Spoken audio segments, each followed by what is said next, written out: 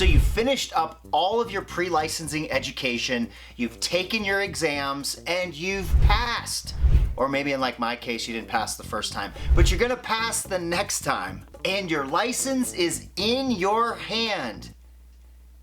Or maybe not so much in your hand, but maybe it's in the mail. Do they still put license in the mail?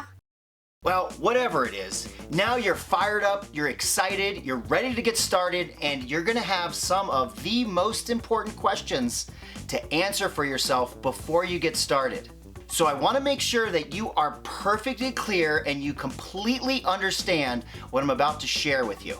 Because these decisions that you're getting ready to make are something that could set you up for financial success for the rest of your life, or it could leave you waiting in the dust wondering why you even got your license to begin with. Welcome to the Modern Agent Entrepreneur, where we help people launch, build, and scale profitable businesses with something as simple as getting a real estate license. And today we are talking about what you do as soon as you get your license. So if you want to learn more about becoming an entrepreneur with just a real estate license, make sure and subscribe to the channel down below, because we're going to be putting together more and more videos every single week to help you become successful, to help you make the money that you want and help you live the life that you're dreaming about living.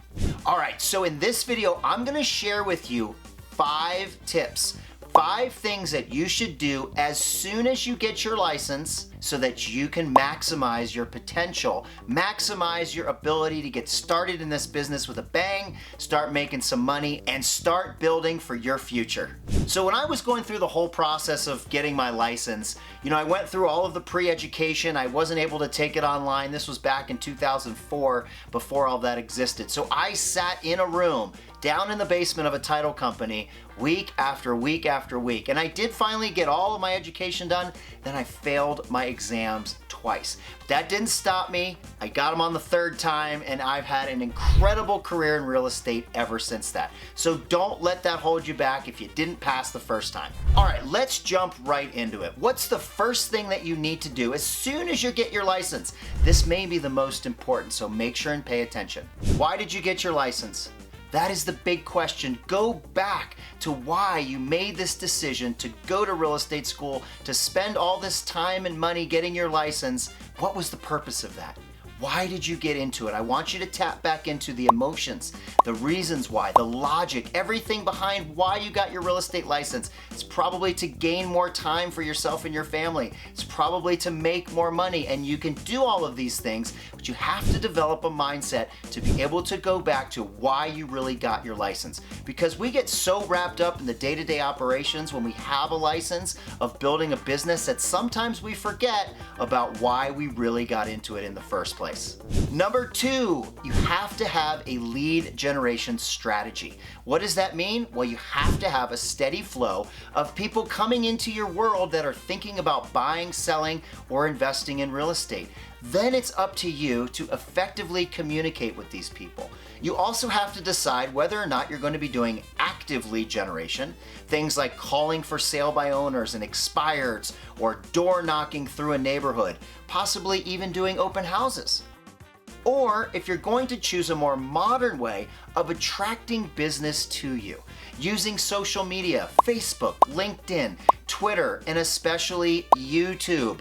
Guys, YouTube is free. It's owned by Google. You can build your entire business simply by doing videos like this to help people who are thinking about buying and selling. So your lead generation strategy and your lead generation follow-up is extremely important.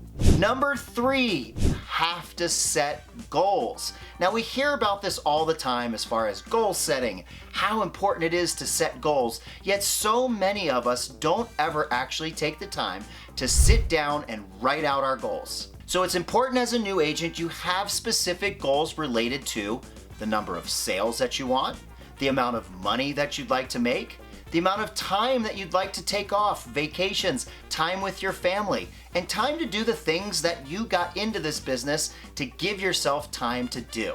Now, I don't want to get too far into how to specifically set goals, but I'm going to give you an acronym right now that you can use, so when you sit down to sketch out your goals and put them to paper, you can use this strategy.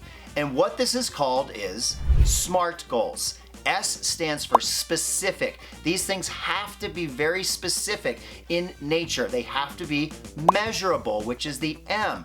In other words, how many? In how much time? There has to be a measurement around it. Number 3 is A, achievable. You have to be able to achieve these goals. If you're 4'11" and your goal is to dunk a basketball, it's probably not going to happen. Unless, of course, your name's Spud Webb. You guys remember Spud Webb? 5'3", dunking a basketball. Incredible. But hey, you get the point here. R stands for responsible. You have to be able to be in control of obtaining this goal. And also so this doesn't cause damage in other areas of your life. And then of course, T stands for time bound. There has to be a specific given amount of time that you're going to achieve these goals. So don't forget when you're goal setting to use SMART goals. Okay, this 4th one is one of my favorite, and when I got this down, it completely changed my life and it changed my business. And this one is called time blocking. Some people call it scheduling, some people call it time management. Well, here's the truth. We can't manage time. We can only manage what we do with the time that we have. You break that up into 24-hour segments, you start blocking these things out in your schedule. It's important to use an electronic schedule like Google Calendar, not only to be able to schedule your events, but to be able to share your calendar with your family, with those that are most important to you, so they know what you're doing and they can respect your time. Now here's a pro tip. Ding ding. Pro tip, when you're scheduling your day, when you're time blocking your day, the first thing and things you want to schedule are those that are personal to you. Because the purpose of our businesses is to be able to fund the life that we want to live. And if we're not scheduling our personal time first, our time with our family, our time with ourselves to do whatever it might be, to work out, to read, to pray, to meditate, to stretch, whatever it is, we're not taking that personal time. We're spending all of our time working, and working for what?